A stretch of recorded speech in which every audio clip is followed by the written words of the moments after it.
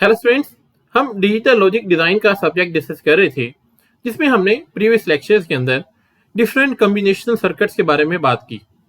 हमने देखा मल्टीप्लेक्सर क्या होता है, डीमल्टीप्लेक्सर क्या होता है।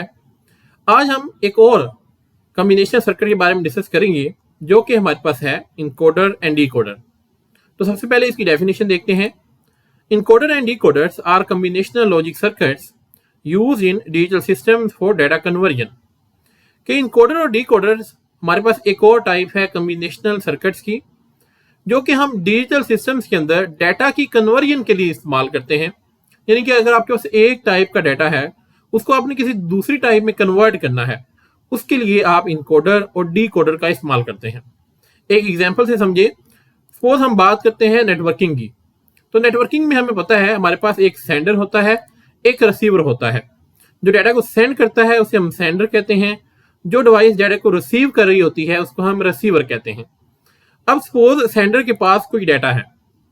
अब सेंडर जब इस डाटे को ट्रांसफर करेगा, तो सेंडर इस डाटे को सबसे पहले किसी कोडेड फॉर्म में कन्वर्ट करता है, और ये जो कन्वर्जन है ये बेसिकली इनकोडर परफॉर्म करता है। लाइक सेंडर के पास एक डाटा था ऑक्टल फॉर्म में। ऑक्टल बेसिकली एक नंबर सिस्टम है, और आपके पास सपोज एक ऑक्टल नंबर सिस्टम के अंदर कोई डाटा है। इसको सेंडर सेंड करने से पहले कन्वर्ट करेगा बाइनरी फॉर्म के अंदर, यानी कि ऑक्टल फॉर्म को एक फॉर्म को हमने दूसरी फॉर्म में कन्वर्ट करना है। और ये कन्वर्जन को कौन परफॉर्म करता है?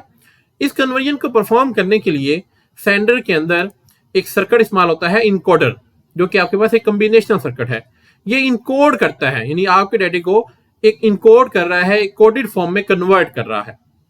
अब जब ये कोडेड फॉर्म, कोडेड डाटा आपका ट्रैवल करता हुआ इस रिसीवर के पास पहुंचेगा, तो इस कोडेड फॉर्म को दोबारा से ओरिजिनल डाटा के अंदर कन्वर्ट किया जाता है, और ये परफॉर्म करता है रिसीवर डीकोडर की मदद से। लाइक यहाँ पर हमने ऑक्टल को इनकोडर की मदद से बाइनरी फॉर्म में कन्वर्ट किया। अब जब ये बाइनरी फॉर्म इस रिसीवर के पास पहुंचेगी, ये रिसीवर इस बाइनरी फॉर्म को वापस कन्वर्ट करेगा ऑक्टल फॉर्म के अंदर, और इसके लिए ये रिसीवर यूज करेगा डीकोडर का। तो ये बेसिकली फंक्शन है इनकोडर एंड डीकोडर के। आई होप आपको यहां तक क्लियर हो चुका होगा। अब यहां पर हमने कुछ डिफरेंट टाइप्स की डाटा की बात की, लाइक ऑक्टल नंबर क्या हैं, बाइनरी नंबर्स क्या हैं। इसके ऊपर हम ऑलरेडी नंबर सिस्टम के नेम से एक कंप्लीट प्लेलिस्ट बना चुके हैं।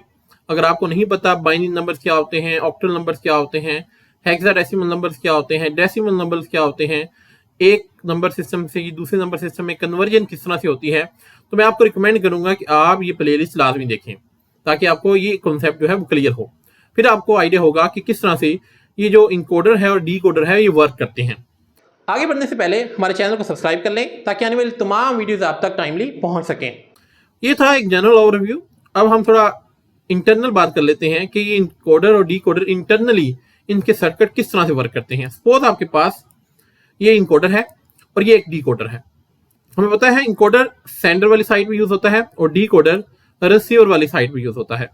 अब सेम वही एग्जांपल लेते हैं कि इनकोडर ने एक ऑक्टल डाटा को बाइनरी फॉर्म में कन्वर्ट करना है।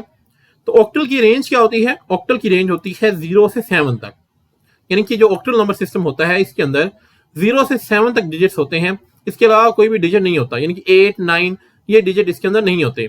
0 से लेकर सिर्फ 7 तक की डिजिट होते हैं इसके अंदर। तो अब हमने इस इनकोडर के जरिए इस ऑक्टल को बाइनरी में कन्वर्ट करना है। तो हम कौन सा इनकोडर यूज करेंगे? हम एक ऐसा इनकोडर यूज करेंगे जिसके अंदर आपके पास 8 इनपुट्स हों। 8 इनपुट्स किस लिए? जो हमारे इस ऑक्टल की तमाम रेंज को यहां पर हम रिप्रेजेंट कर सकते हैं।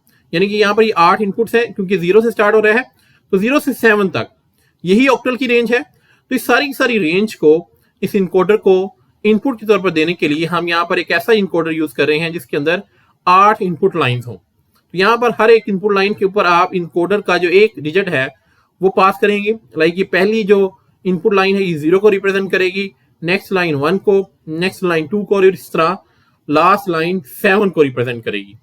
और जब हम कोई भी नंबर इस इनकोडर को एज अ इनपुट देंगे, तो इसके against encoder 3 bit output produce करेगा।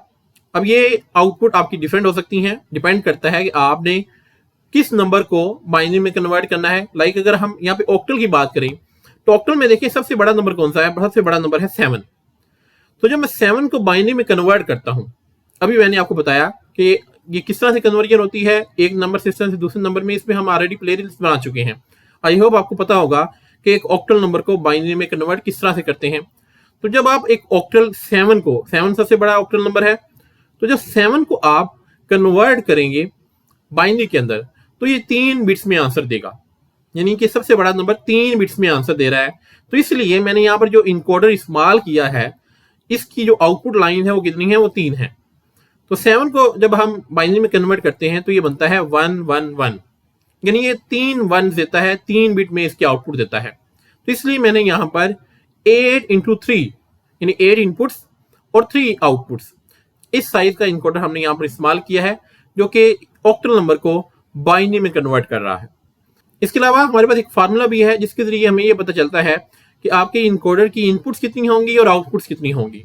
फार्मूला क्या है कि इनपुट्स का जो फार्मूला है वो है 2 की पावर n, और जो आउटपुट है वो क्या है, n, यानी n आउटपुट्स के अगेंस्ट आपके पास 2 की पावर n इनपुट्स होंगी। कैसे, यहाँ पर 3 आउटपुट्स हैं 1 2 3, यानी n क्या है, 3 है, तो इनपुट्स कितनी होंगी, 2 की पावर 3। 2 की पावर 3 क्या होता है, 8। तो यहाँ पर देखें 8 इनपुट्स थी और आउटपुट कितनी थी, 3 थी। तो इस तरह से बेसिकली आप यूज करते हैं इनकोडर का कि आपने किस साइज का इनकोडर इस्तेमाल करना है। इस तरह से अगर आपने हेक्साडेसिमल नंबर को बाइनरी में कन्वर्ट करना है तो वहां पर आपके पास 4 आउटपुट लाइन होंगी, क्योंकि हेक्साडेसिमल की जो रेंज होती है वो होती है 0 से 15 तक। तो उसको रिप्रेजेंट करने के लिए आपके पास यहाँ पर 16 इनपुट चाहिए। तो इस तरह से बेसिकली आप डिसाइड करते हैं कि आपने किस साइज का इनकोडर इस्तेमाल करना है। बात करते हैं इस हमारी इनकोडर की कि हमने क्या किया, हमने 7 पास किया इस इनकोडर को। ये इनकोडर हमें कैलकुलेशन परफॉर्म करने के बाद 1 1 1 अपनी आउटपुट लाइन पे दे देगा। अब ये जो आउटपुट है ये ट्रेवल करती हुई जाएगी इस रिसीवर के पास। इस रिसीवर के पास आपके पास होगा डिकोडर। अब इस डिकोडर के पास इन तीनों बिट्स को रिसीव करने के लिए यहाँ पर 3 इनपुट लाइंस होंगी जो इन तीनों बिट्स को रिसीव करेंगी। अब देखेंगे जो डिकोडर है ये इस इनकोडर का बिल्कुल ऑपोजिट है, यानी कि इनकोडर के पास 3 आउटपुट लाइंस थी, जबकि दूसरी तरफ डिकोडर के पास 3 इनपुट लाइंस होंगी इस आउटपुट को रिसीव करने के लिए। तो डिकोडर की तरफ आपके पास क्या फार्मूला होगा कि इनपुट्स इसकी होती हैं n और इसकी आउटपुट्स होती हैं 2 की पावर n, यानी कि n क्या है, हमारे पास 3 है, 3 इनपुट्स हैं, तो आउटपुट कितनी होंगी, 2 की पावर 3। 2 की पावर 3 क्या है, 8, यानी कि 8 आउटपुट लाइन यहाँ पर होंगी, क्योंकि इसने ऑक्टल नंबर को रिसीव करना है और ऑक्टल की रेंज 0 से 7 तक होती है, यानी कि 8 डिजिट्स बनते हैं वो। तो उस ऑक्टल नंबर को प्रोड्यूस करने के लिए यहाँ पर हमारे पास 0 से लेकर 7 तक यानी कि 8 आउटपुट्स यहाँ पर होंगी। तो इस तरह से जब ये आपकी आउटपुट ट्रेवल करती हुई इस डिकोडर के पास आएगी यहाँ पर 1 1 1, तो डिकोडर इस 1 1 1 को कैलकुलेट करेगा। तो कैलकुलेट करने के बाद पता चलेगा कि क्या है, इस 7 है, ऑक्टल के अंदर ये क्या है, 7 है।